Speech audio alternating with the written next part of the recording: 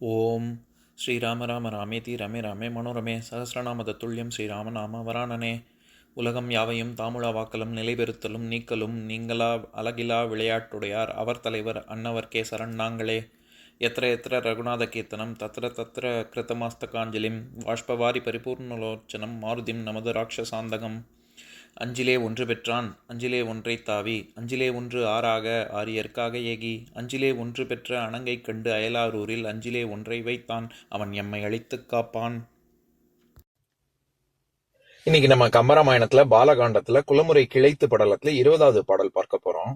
விரிந்திடு தீவினை செய்த வெவ்விய தீவினையாலும் அருங்கடையில் மறையறைந்த அறம் செய்த அறத்தாலும் இருங்கடக கரதலத்து எழுதிய அரிய திருமேனி கருங்கடலை செங்கனிவாய் கௌசலை என்பாள் பயந்தாள். இதுதான் பாட்டு. இப்ப நம்ம பதம் பிரிச்சு பொருள் பார்க்கலாம்.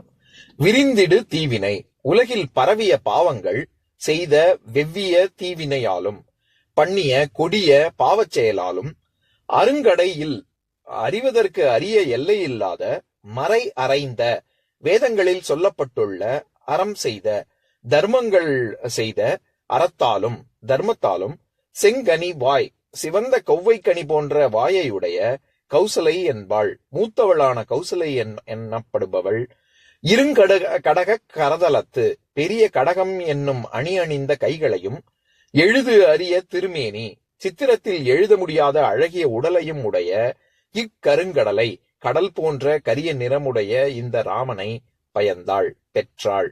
இப்ப நம்ம இந்த பாட்டுல இருக்கக்கூடிய நயங்களை பார்க்கலாம்.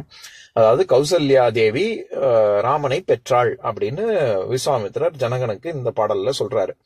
அது எப்பேற்பட்ட ராமன் அப்படின்னா, பாவம் அழிவதற்கும் புண்ணியம் வளர்வதற்கும் ராமன் இந்த உலகத்தில் அவதாரம் எடுத்தான் அப்படிங்கிறது தான் அவர் கம்பர் சொல்ல வர்ற கருத்து. அதை எப்படி சொல்றாரு? தீவினை செய்த தீவினையாலும் அறம் செய்த அறத்தாலும் ராமனை பயந்தாள் அப்படின்னு சொல்றாரு இந்த இடத்துல. அதாவது நம்ம பொதுவா நம்ம சொல்லுவோம்ல, நான் யமனுக்கே யமன்டா அப்படின்னு சொல்லுவோம்ல, அந்த மாதிரி இங்க கம்பர் சொல்றாரு. என்னது? தீவினை செய்த தீவினைனாலையும் நல்லது அறம் செய்த தர்மங்களாலும் ராமன் என்பவன் இந்த உலகத்தில் அவதரித்தான் அப்படின்னு. ஏன்னா ரெண்டு விஷயம். ஒண்ணு, பாவ செயல்கள் அழிய போகுது, புண்ணிய செயல்கள் வளரப்போகுது. இது ரெண்டுத்துக்கும் ராமன் அவதாரம் தானே காரணமாக இருக்க போகுது. அதனால இப்படி சொல்றாரு. அடுத்தது, எப்பேற்பட்டவன் ராமன் அப்படின்னா, இருங்கடக கரதலத்து எழுதிய அரிய திருமேனி அப்படின்னு சொல்றாரு. எழுது அரிய திருமேனி அப்படின்னா ஒரு சித்திரத்தால கூட வரைய முடியாது. நம்ம முன்னாடியே சீதைக்கு கம்பர் சொல்லும் பொழுது கூட பாத்திரம்ல, ஒரு சித்திரத்துல கூட மன்மதனே அவன் யோசிச்சான், மன்மதனால கூட அந்த தூரிகை எடுத்தான், ஆனா ஒரு ஸ்ட்ரோக் கூட அவனால போட முடியல, அவனால எழுதவே முடியல, மனம் கலங்கி தவித்தான் அப்படின்னு பார்த்தோம்ல. அந்த மாதிரிதான் இங்கேயும் சொல்றாரு. ராமன் எப்பேற்பட்டவன் அப்படின்னா, எழுது அரிய திருமேனி. ரொம்ப சித்திரத்துல அவனை அப்படியே இது பண்ணிடலாம், அவனை நம்ம அப்படியே வரைஞ்சிடலாம் அப்படின்னு நினைச்சா முடியவே முடியாது. அப்பேற்பட்ட ராமன் அப்படின்னு சொல்லிட்டு கருங்கடல் அப்படின்னு சொல்லி இங்க உவமையாக பேர் கடலாக ஆகி வருது. அதாவது எப்படி ஒரு கருங்கடல் இருக்குமோ அந்த மாதிரி ரொம்ப அதே நிறம் கொண்ட ராமன் அப்படின்னு இங்க சொல்றாரு, உவமையாக சொல்றாரு. என்னன்னா, பொதுவாவே இந்த காலத்துல ஜிபிஎஸ் அதெல்லாம் இருக்கு, அதை வச்சு ஒரு கப்பல் எங்க இருக்குன்னு கண்டுபிடிச்சிட முடியும். ஆனா அந்த காலத்துல மாலுமிகள்லாம் வானத்தையும் பார்த்து தானே அவங்க சொல்லுவாங்க அவங்க எங்க இருக்காங்க அப்படிங்கறதே. அவங்க ரொம்ப சொல்றதுக்கு ரொம்ப கஷ்டம். ஆனா கடலின் நிறத்தை பார்த்தே மாலுமிகளுக்கு தெரியும் அவங்க கரையை ஒட்டி இருக்காங்களா இல்லாட்டி ரொம்ப தள்ளி இருக்காங்களா அப்படின்னு. கடலின் நிறத்தை வச்சே அவங்க கண்டுபிடிச்சு சொல்லிடுவாங்க. அதாவது ரொம்ப கருநீளமா இருந்தது, ரொம்ப டார்க் ப்ளூவா இருந்ததுன்னா அவங்க ரொம்ப விலகி இருக்காங்க, கரைக்கு இன்னும் போறதுக்கு ரொம்ப தூரம் இருக்கு அப்படின்னு அர்த்தம். கொஞ்சம் கொஞ்சமா அந்த நிறம் மாறுவதை வச்சு அவங்க இன்னும் கரை கிட்டக்கத்தான் இருக்கு அப்படின்னு கண்டுபிடிச்சிருவாங்க.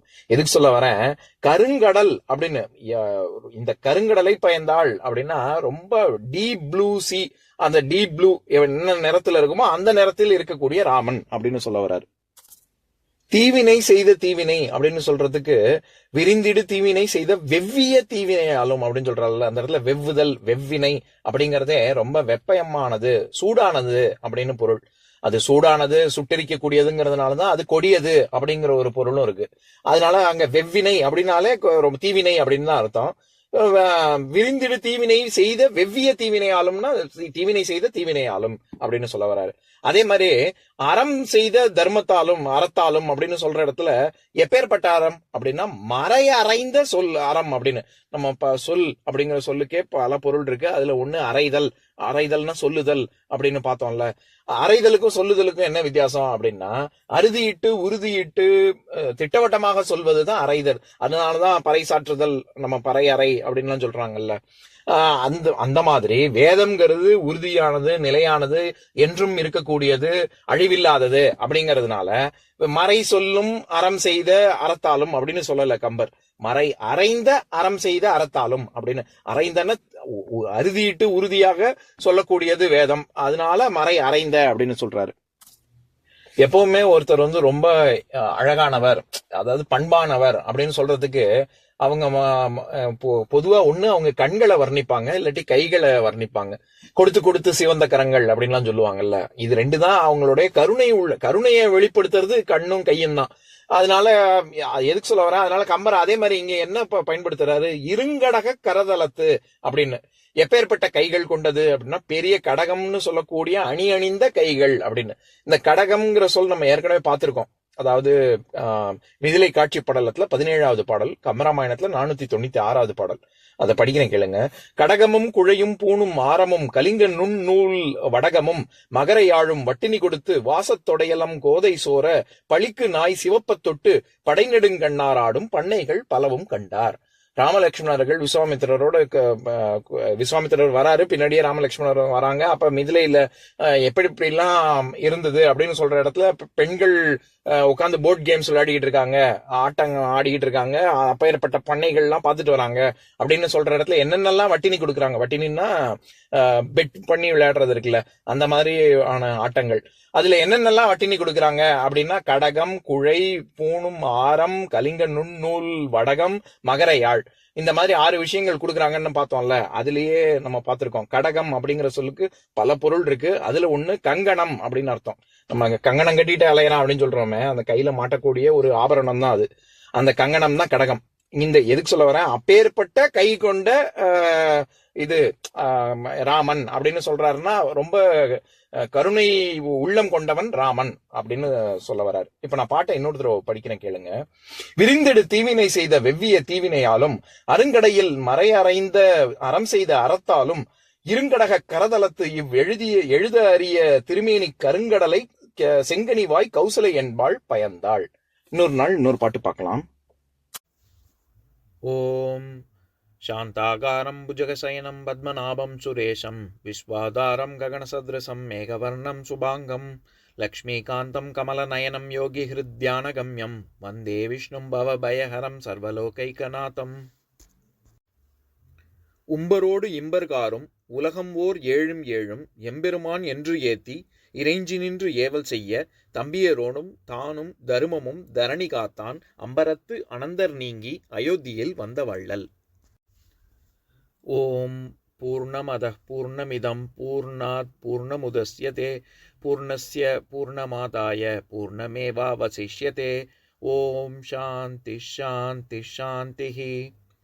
ஓம் சர்வேஷாம் ஸ்வஸ்திர்பவது சர்வேஷாம் சாந்திர்பவது சர்வேஷாம் பூர்ணம் பவது சர்வேஷாம் மங்களம் பவது. ஓம் சாந்தி சாந்தி சாந்திः.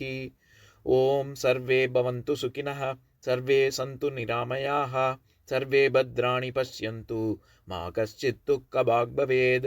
ओम शांति शांति शांति.